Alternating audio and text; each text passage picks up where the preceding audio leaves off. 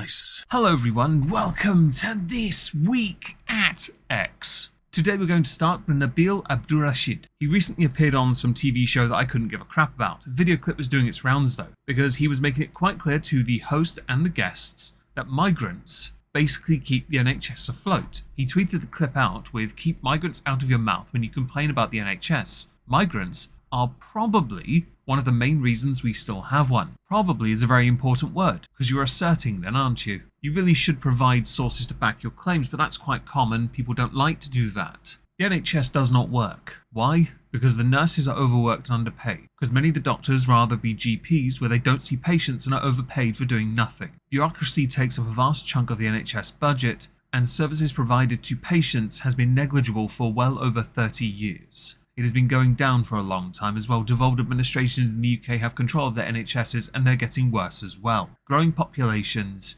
requiring more and more help. It's not about the migrants working for the NHS that's the problem. A lot of people take issue with migrants coming to this country to take advantage of the NHS, which, as others have pointed out, is so damn good, not many other countries have versions of it. Reply, says an immigrant. Where this gets amusing is DNA based. Nabil had retweeted someone called Barry Stanton, who had replied to Nabil with, "British is ethnicity. You are not British and never will be. You are an African and no passport will change that. Why are you so ashamed of your ethnicity that you have to try and pretend that you are us?" Very baity. Nabil, British doesn't show up in a DNA test, you moron, same as Londoner. PS, even as far back as Roman times, there were millions of non-white people living here. I'm very proud of my ethnicity, but I won't deny my nationality because Poundship Hitler says so on Twitter. I should say, for the sake of it, if you were born and raised in the United Kingdom, you're British. The genetic aspect is a different argument and semantics, and I don't care for it. Kay, a friend of mine, did correctly point out though, when he did a DNA test, Greater London does in fact show up, and British, Irish, that is also quite common on a DNA test. There are very different types of genetics from certain types of Europe. European as a whole, yeah, sure, you could argue a white aspect for a large number of it, but you have to consider here Europe is quite large. You have Slavic, you have Middle European, you have Eastern European, you have Western European. And don't forget here, the hotter it gets, the more tan the skin gets. You cannot compare somebody from Scotland to that of somebody from Greece. I figured we start with this because I find it quite amusing when people try and deny reality. But also Nabil has a few points I disagree with, mostly because of the word probably. If you can't verify your claim, you are asserting it to try and make it seem like you have a point. A virtue signal, a wasteful one at that, especially when the NHS barely works. I'm not saying there's a better solution without throwing obscene amounts of money we don't have at it, but there's a very good reason many of the more powerful nations don't have systems like ours. And that's not to say their systems work either. Can we just go back to the old days of drilling holes in skulls to let the evil spirits out? I hear it's a great way of curing a headache and living. Moving on, let's go to Nebraska Mum. Also noticed how @Shields, I don't know what that is, has conveniently positioned these weapons right next to the sleds to further entice kids. In a world where the number one unaliver of children is gun violence, they are definitely on the wrong side of history and common sense in marketing this toy at mom's demand. In the UK, we don't really sell pew-pews, but I do recognise an airsoft when I see it. I'm going to be that person and say if you want to make a grandstanding point, if it's actually against legitimate firearms, you might have a point. But as my dear friend Trups has pointed out, they're airsoft there. Like, fam. Unless you're trying to argue that when they learn younger and use airsoft, it's only a degree of separation from the real thing, your point still doesn't really stack up. Also, as you're a Nebraska mum, surely you'd remember your state overwhelmingly voted for a Republican who's a bit more, let's say, tolerant of those pew-pew shiny devices. I know many Americans would like to aspire to be the British and erode at their freedoms and rights. Politicians do it for them for the greater good. But since in our shops instead of those we just have white gloves to challenge each other to a duel, I can promise you this, it is not all that it is cracked up to be. It is quite embarrassing in fact that we have a nanny state enthusiast government that will be taken over next year by another nanny state enthusiast government. If you want to learn from our mistakes, consider this one of them. Your freedoms are vitally important. When you want to go reductio ad absurdum and say, oh, but who needs all these guns? You, the individual, do, because that is the right you have been given by your own constitution to protect yourself from one of the worst things that could ever try and take control of you, and that would be your government. Don't be selective when you want them in control of your life and when you don't. Freedom is so important. Grandstanding over an airsoft, bit strange, but won't somebody please think of the children? Spud guns at dawn, folks. Spud guns at dawn. Let's move away from the super serial and go with something a bit more light-hearted. Drama alert. Boogie2988. Fat shaming. Land Wales. Should he be cancelled? Boogie, I have proudly paid for a second seat for over a decade now. It's the fat tax and it needs to be paid. If you can afford the McDonald's, you can afford the extra seat. He was retweeting Drama Alert's video that I've actually covered on this channel. Yes, a rather entitled cow called J-Bay Productions in fact, who has gotten a bit of,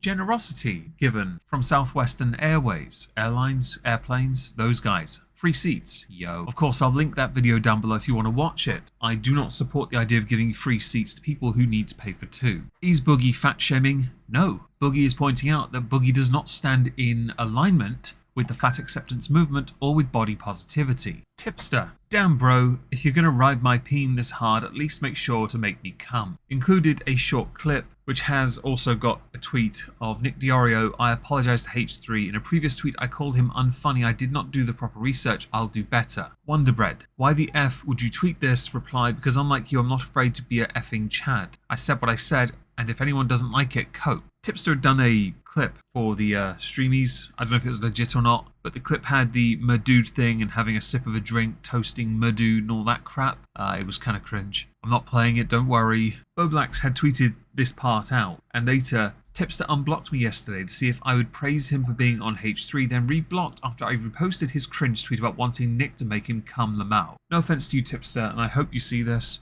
but at some point you're going to stop being so sensitive and perhaps grow up a little. We all get flack on the online space, some more deserving than others, and that is subjective. In your case, you've participated in some things that make you look like a bit of a twat. There's nothing wrong with that, it's just what it is. But to block out the criticism makes you look really brittle, which sucks. But then again, 2023 has been quite the year for you. I had considered doing a video on you of Where Are They Now, but to be honest, it would have been a short. It would just be a picture of a drain and your Madood echoing as it goes down the pipe, something which I'm sure you're quite well familiar with. Nick Diorio. There is no way he typed this out, looked at his phone and pressed send, which included the image of at least make sure to make cum. As you can tell, Tipster is a classy bitch. Just before we move on though, Hannah had replied to Nick Diorio by saying, drop the video you know you want to. I assume that's what it's meant to say. I believe I'm right. I know this is aimed at Nick Diorio, but I am tempted. That said, Turkey Tom did a fantastic video, so really there's no point, is there, my dudes? While we've completely segued away from the politics discussion for a second, because why not? Libs of TikTok. A TikToker says she hopes Republicans and their loved ones get diabetes out of nowhere and are traumatized from it.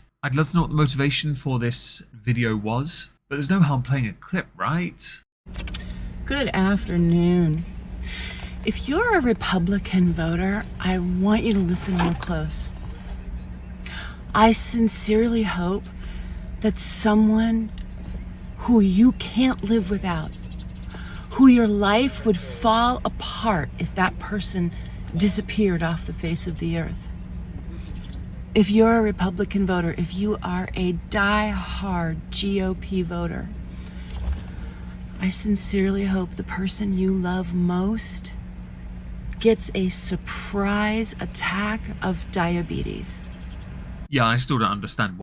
I don't really subscribe to any political party on purpose, and I would never wish anyone to suffer from any medical ailments unless you've touched children, in which case all of them, but live with the pain of it, thank you, for a long, long time. Fellow creator, friend, Bearing, recently got into a rather interesting back and forth with a bunch of people, and I thought I'd go through that now. Speak out, sister. Quote, boys wearing skirts enforces gender stereotypes. You sure about that? Reply, but you're not talking about boys wearing dresses. I agree that does not reinforce gender stereotypes. Calling it a transition does though. Reply, that's literally what social transitioning is though. It's not us trying to ban it. Bearing, I'd much prefer my kid didn't become trans and would do my best to steer her down the right path. Reply, genuine question. Why would you prefer your child not to be trans? Is it for them or for you? Is it because you worry their life will be more difficult, dangerous as a trans person? Or are you worried their transness will be awkward or embarrassing for you? Bearing, it's because I don't want her to commit suicide. Oh jeez. Reply, so you'd rather do what would lead to it? You're an effing idiot.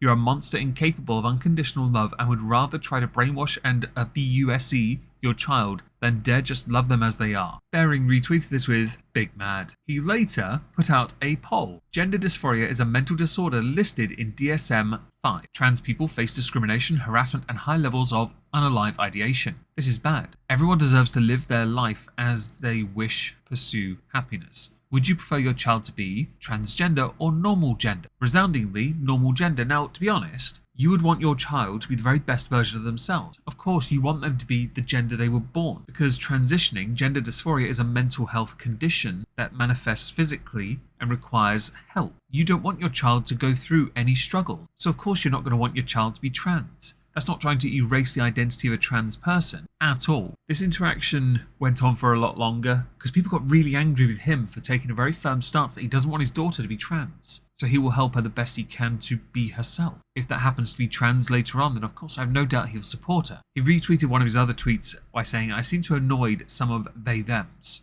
In this instance, the mad response only made those who got angry, reactively angry and unnecessarily so, but typical of Twitter, look like even bigger idiots. No parent in their right mind would want their child to be trans unless they were trying to force their child to be trans so they could brag that their child is trans. And we've seen enough of that. Hello, Susie Green. Your daughter has Stockholm Syndrome and you know it. Let's go back to Boblax. I know Deaf Noodles sucked and deserved to lose followers, but 6 views in 1 hour is so sad. Someone please watch his videos. This channel is the Deaf Noodle Show, it's his second channel. And for a video that is close to an hour long, of course 6 views is not ideal. And since it's been uploaded, it has now 259. The channel itself is kind of fluctuating in views. I think Deaf Noodles is still trying to find his way as a creator on that channel. But he still, after quitting the main channel, does upload over there now. Granted, the rebuilding of Deaf Noodles as a whole is going to be difficult. So one does have to start with a foundation and build from that. The Deaf Noodles Show might be the way about it for him. I myself made a second, although it's my second channel called Omegon 2, Electric Boogaloo. And I upload regularly over there as well. As with any channel, you rise, you plateau, you fall, and you keep doing that every year because YouTube changed their algorithm and tank your channel. Because they're dickheads.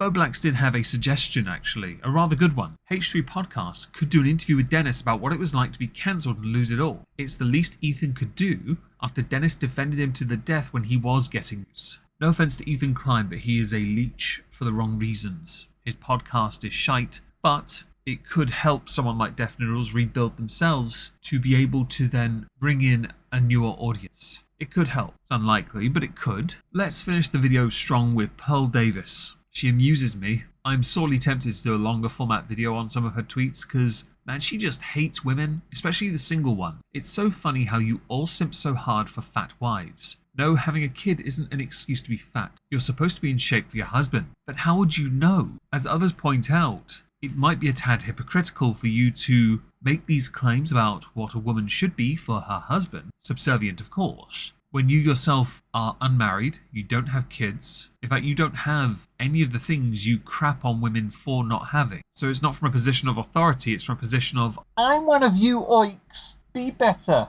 Remove the uggo men so I can find the hot one for myself. I assume this is what it's all about, really. Although I could be wrong. It's unlikely, but I could be wrong.